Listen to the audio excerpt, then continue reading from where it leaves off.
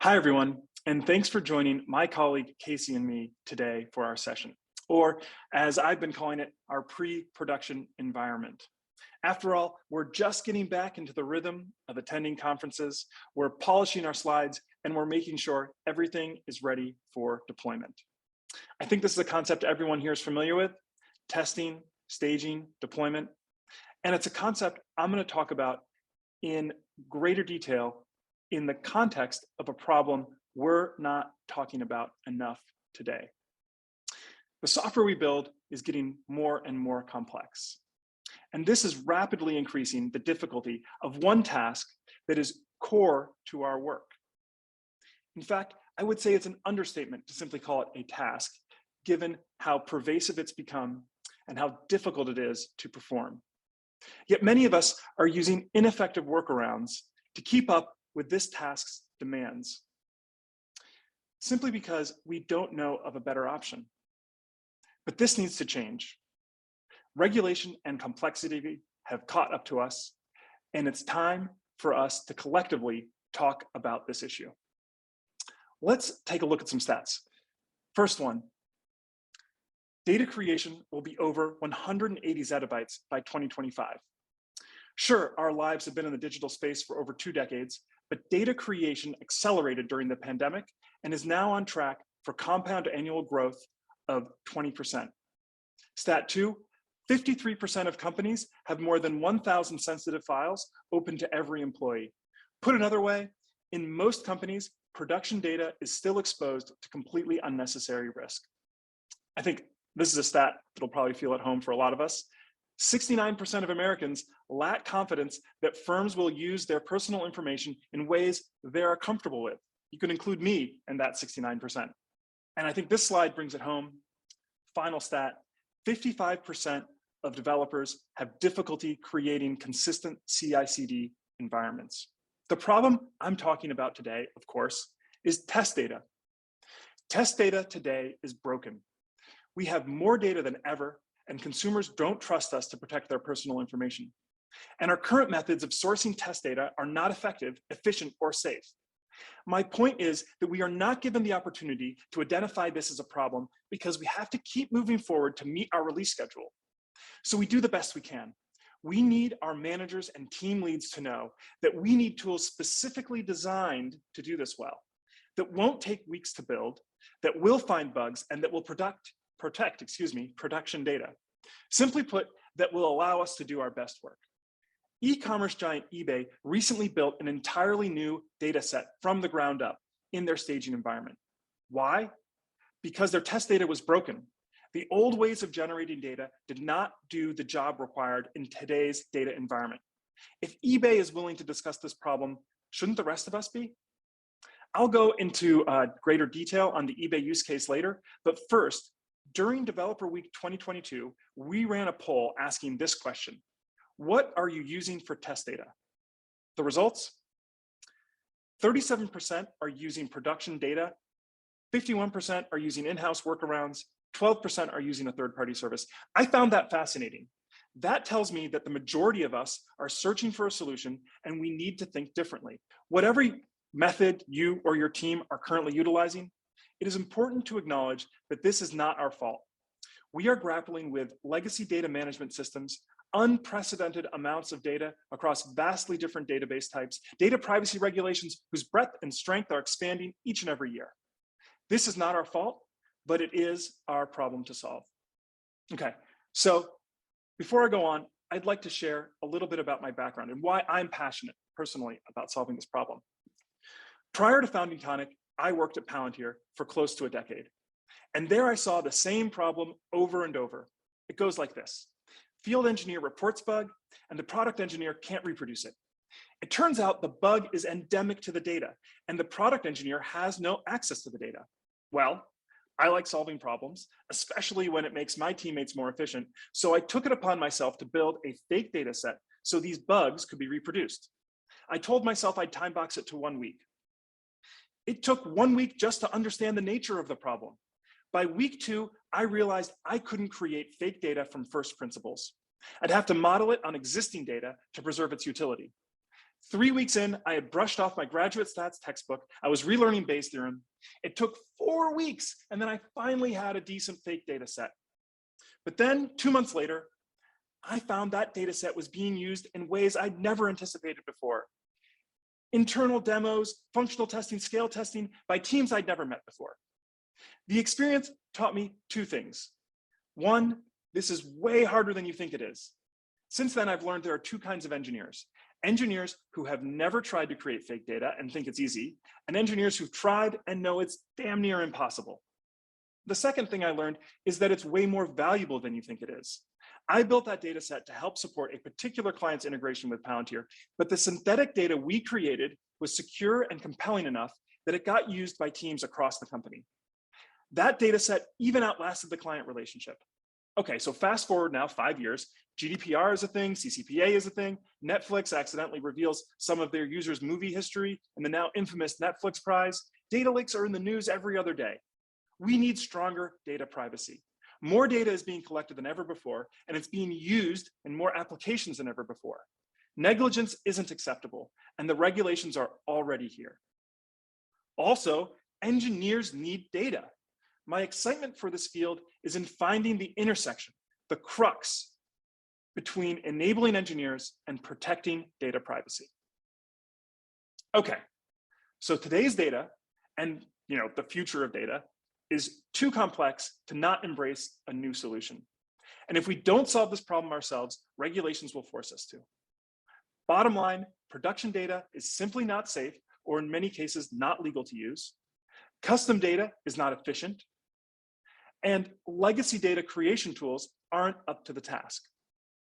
So let me tell you a story about imaginary engineer Emily, who works at DevOps for an imaginary happy shoppers retail empire. Engineer Emily is tasked with testing the new checkout feature of their online shopping portal to allow users to purchase goods from a variety of vendors in one transaction. Currently, she grabs a random 5% of production data, runs a script she wrote to remove PII, and generate random strings that approximate the format of the original data. Using this data, her testing suite fails. It fails a lot. A couple of reasons. The subset she grabs pulls from multiple databases, and relationships in the data are broken along the way. Also, there's a bunch of data in JSON blobs that isn't being generated in a consistent way to the tabular data. And the random strings of data make it hard to debug because they don't represent reality. Suffice it to say, staging is not up to par, or more specifically, it's not up to production. This is not engineer Emily's fault, but it is her problem to solve. She needs a new solution. Okay, if we want to help engineer Emily and build a tool that will help her with her task, that will help us with our everyday work, what basic features do we need to create great test data? I've listed a bunch here. We're not going to be able to go through all of them, but I'll just highlight a few. Finding PII and PHI sensitive data in your database, extremely critical for being able to create good test data. Subsetting data, shrinking it down so that it can fit in your test environment, whether that's a staging environment, a local developer's laptop, or offshore teams, extremely critical. Having relational integrity across the tables and across your databases at the end of the day. That was part of engineer Emily's problem, right? Didn't have integrity across the whole data set. So do we deserve a platform that can perform these tasks off the shelf? I think so. All right, let's get under the hood. I want to share some technical details on how to approach some of these challenges. I get a lot of questions about how we preserve relational integrity across tables and even across databases while protecting the data that forms the relationship. For example, suppose we're using credit card numbers as a primary key. Yeah, that sounds like a terrible idea, and it is 100% a terrible idea. But you've probably seen terrible ideas in production before. So how do we deal with it? It's a primary key that is also incredibly sensitive. We need a mechanism that protects the true credit card number while being a valid key for the database and the application. We'll turn to math to describe what we want. Okay, so what do we need? We need a function that is going to take IDs, in this case, credit cards, and make new IDs, new credit card numbers. We can describe this mathematically as a function f, in this case, that goes from a domain, credit card numbers, back onto itself, credit card numbers. In this picture, the domain is a circle, and it's the whole set of all possible credit card numbers. And each dot is an individual credit card number that we're mapping to another dot, another credit card number, through this function f. Okay, so this is what we want. And if you're looking for a function like this, there are certain mathematical properties that that function is going to need to have. So let's look at them. The first one is that the function must be injective. This is math speak for no two inputs on the function can map to the same output. So here we have a picture of what we don't want. These two credit cards both map to the same output here. So that's not what we want. And why don't we want that? Because remember, these are going to be used to protect primary keys. If we have two keys, primary keys, in the input database going to the same output primary key, that's going to cause a collision. So we must have a function that is injective. The next thing is it must map from the same space that it's going from, back onto. So credit cards to credit cards. It can't go from credit cards to credit cards and social security numbers. That's what I've depicted here, leaving the space of credit card numbers. So if you have an injective function that maps from a domain onto itself, this also means the function is surjective, which means we need a bijective function. And the last thing we need is that it can't be easy to reverse. That's the whole point, right? We're going to create a new ID, a new credit card, and that new credit card is going to need to be impossible to reverse to whatever the original credit card number was. Okay, so if you're mathematically inclined, like I am, you might be thinking, what such function could exist that satisfies these properties? And the answer is actually right at your fingertips. It's encryption. Encryption is a great way of working with this problem. We know that encryption is injective. We know this intuitively because you can decrypt things. If you can decrypt something, then you know every output has exactly one input associated with it. We also know that encryption maps from a domain onto itself. For example, AES encryption, which we will use throughout this example, maps 128-bit blocks to another 128-bit block. We also know encryption is not easy to reverse. I think we can all agree on that.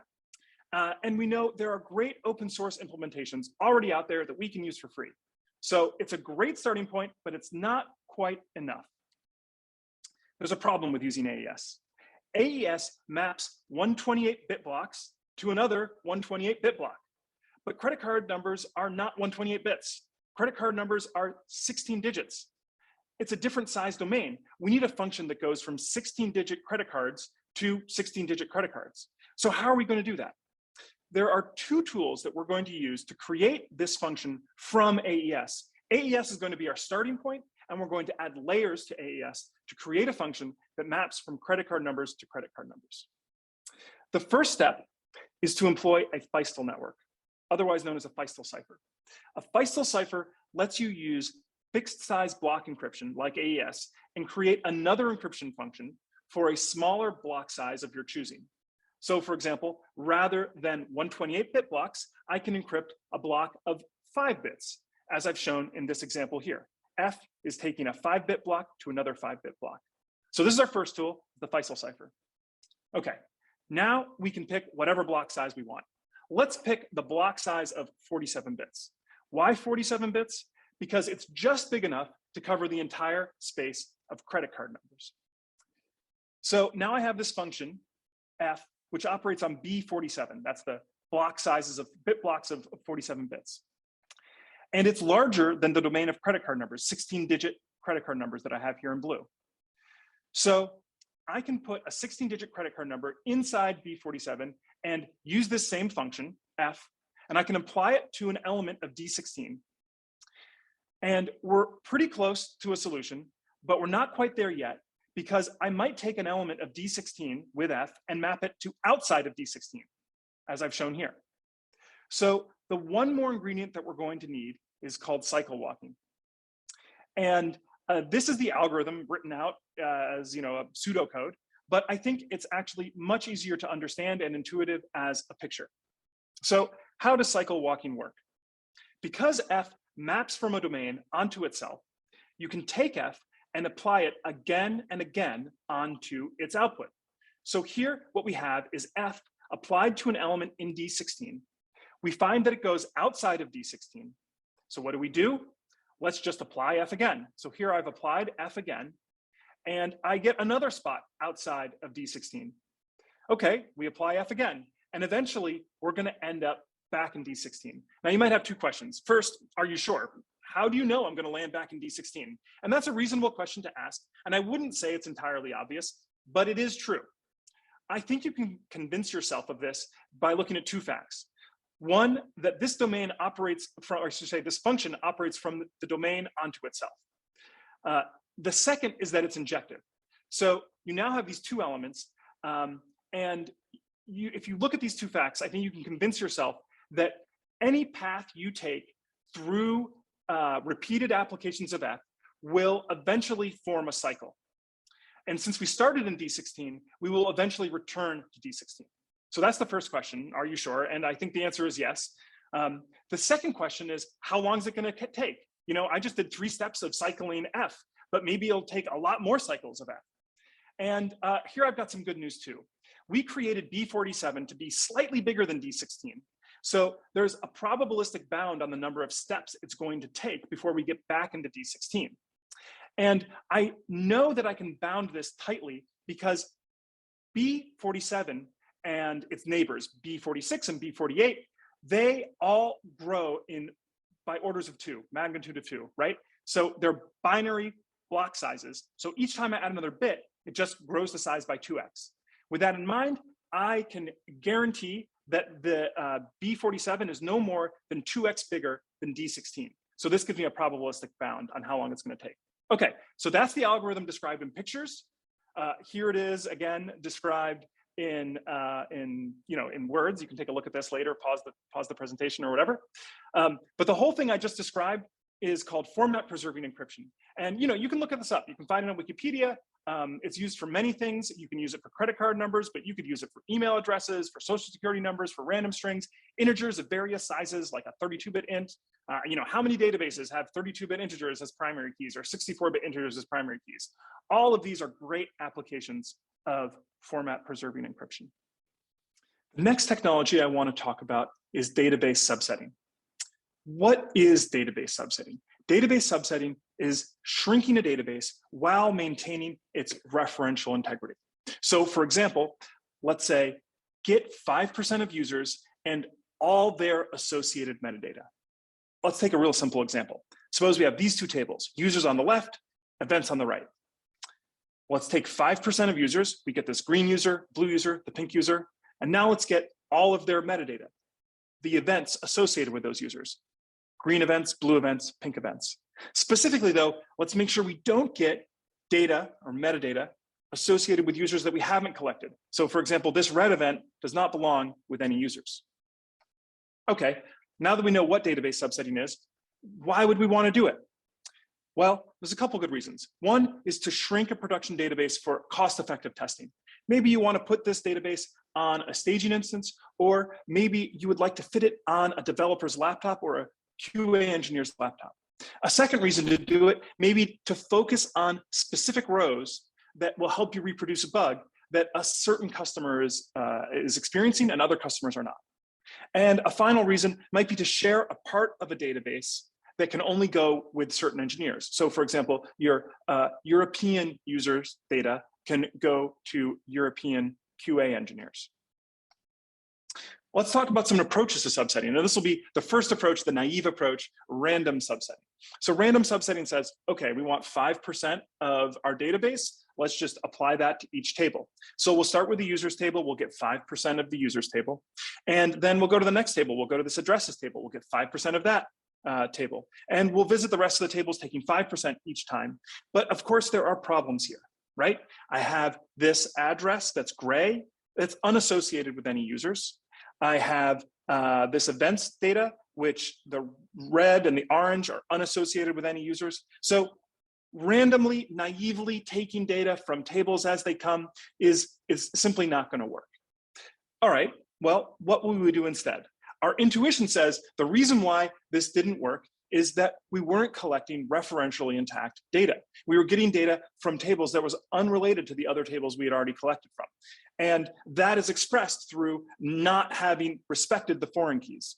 So let's try looking at the foreign keys and respecting those. In this diagram, the foreign keys are represented by the arrows between the tables. So what we'll do is we'll start with users, we'll collect 5% of users, and then when we get addresses, let's look at the foreign key relationship between users and address and make sure that we only get addresses for the users we've already collected, and so on and so forth for regions.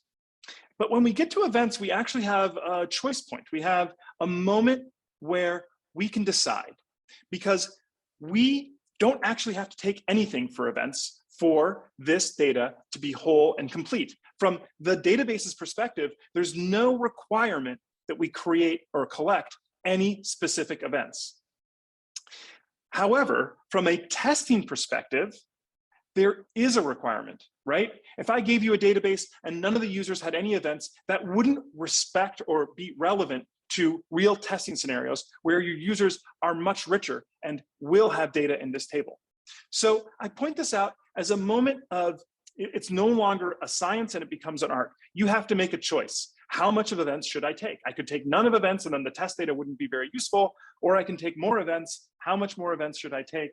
We'll gloss over this for now. I just wanted to point it out as an interesting choice point, and later on, we may revisit it a little bit more. For now, let's just say we take the events associated with the users we have so far, and that completes our approach. And this feels good. We've respected the referential integrity. We've collected a database of good data for our testing, but it's not really going to cut it when it comes time to applying this to a real database.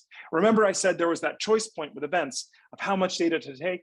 Well, those kinds of choices represent themselves over and over and over again in a real database. When you take a look at, say, this table, which table should you visit next? You know, there's a whole myriad of tables that seem like reasonable next steps in our algorithm of which table to collect data from next.